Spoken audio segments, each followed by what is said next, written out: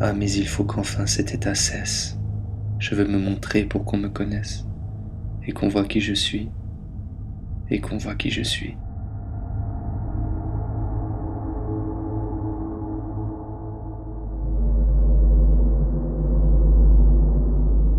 Ah, ce mouchoir, amour, le seul.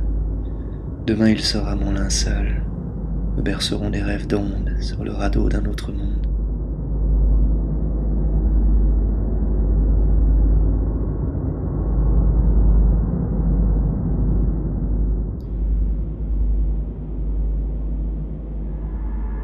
Qu'en dites-vous, ciel et terre? Que traînes-tu violemment, ciel, vers de nouvelles années? La terre se tait et roule, morose, à travers son hiver obscur, mais un jour, elle devra se réveiller. Et que va-t-elle dire alors par son beau printemps inchangé? Que dira-t-elle par ses forêts ravagées? Quoi par ses forces vivantes?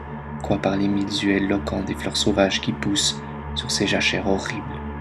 Homme, mauvais joueur, crapule baignée dans le sang, comment vas-tu, te réveillant dans le pré? Comment vas-tu regarder dans les yeux des fleurs sauvages?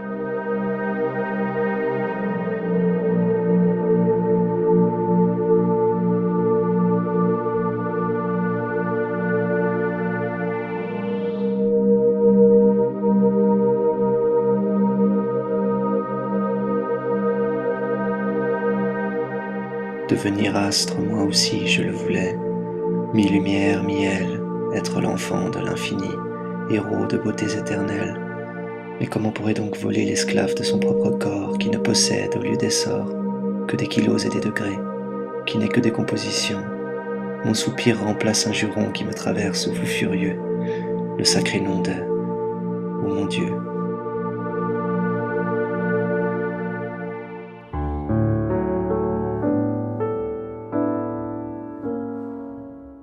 Ah, moi aussi j'oublie ma mélancolie.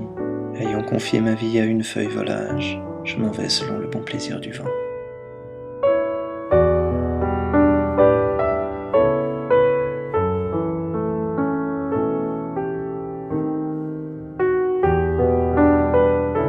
Comme la laine sur un carreau froid, mon souvenir un jour s'effacera. Un petit grain dans le désert vorace, je disparaîtrai sans laisser de traces.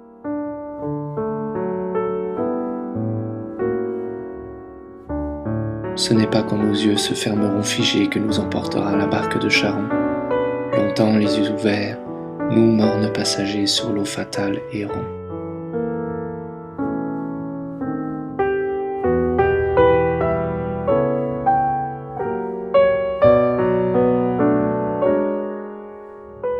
Désir, peine, silence, notre vie est une démence magnifique.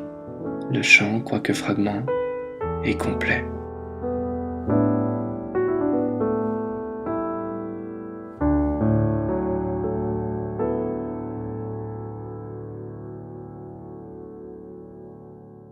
Je regardais du fond du soir les roues dentées du firmament, des fils scintillants du hasard y fut tissée la loi du temps. Du fond de mes rêves d'aimant, je renouvelai mon regard et vis que notre tissu tend à crever toujours quelque part.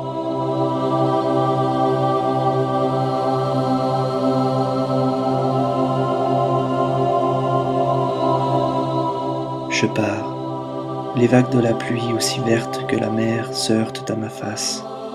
Je m'essaie à la navigation d'outre existence, marin maladroit qui égare toujours quelque bourrasque goguenarde et qui lutte jusqu'au bout de ses forces contre les courants malins, ou tel que celui qui s'éveille dans une chambre noire comme de la suie et s'y avance à l'aveuglette se cognant à des chaises, tandis que sa main en tâtonnant dérange l'ordre des menus objets groupés sur la table et que lui cherche la porte emmurée depuis longtemps.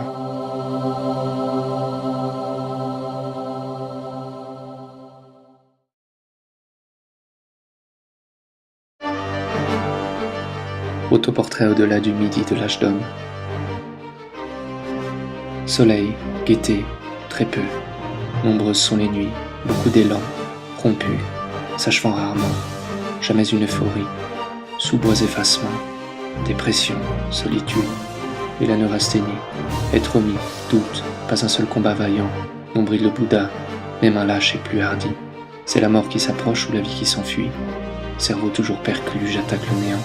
La clarté, oui, mais la pénombre flotte en moi, un malheur remontant au 7e degré. Météorologie, des nerfs déchiquetés, les autres, au sommet, je suis resté en bas. Que m'attend-il encore? Le rien, ou la descente? Tout le monde est pour soi la croix la plus pesante.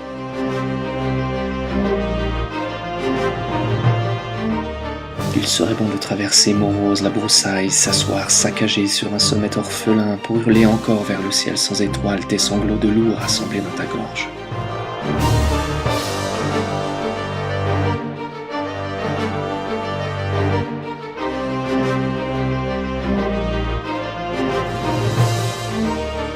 Allons, rendons-nous enfin. S'enfuir ne vaut pas la peine. Les faibles seront par le vent emportés, et les forts plus brisés qu'ils ne l'étaient. Allongeons-nous parmi les arbres automnaux. Déjà sous la terre se taisent les insectes d'été. Nous aussi serons remplis d'effacement.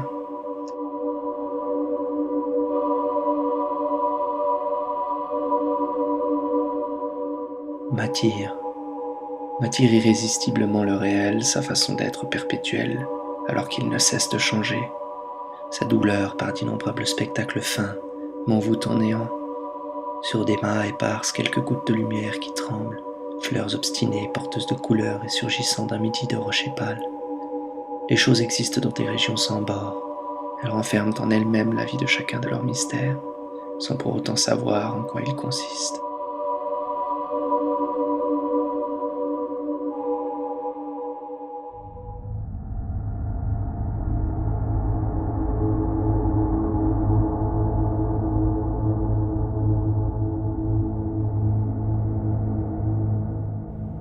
À la place d'un autoportrait. Je ne suis pas celui que je suis. Voilà le malheur pour l'instant. J'ignore qui je pourrais être. Je glisse sans cesse ailleurs. Au lieu de moi-même, j'envoie partout ma dépouille mortelle, qui grosso modo tient bon, va qu'à ses affaires, gagne de l'argent. Mais moi je ne suis nulle part. Les choses ne m'intéressent plus. Je les vois une fois comme ci, une fois comme ça. Mais ces derniers temps-ci, je ne fais rien. Un peu comme si je n'étais plus vivant, c'est ça, oui. Je ne fais que traîner loin de moi, observant les façons drôles de l'être misérable, qui jadis m'appartenait. Mais vraiment, être dont la chair était ma chair, son sang le mien, mais sans plus avoir rien en commun avec lui. Pourtant, il parle et agit dans mon nom, et 6 fois, force suffisante et envie me manquent pour que je retourne auprès de lui. Alors tout est fini. Seul, il est faible et périssable, et risque de perdre à ma place tout ce qui était le but de notre vie commune.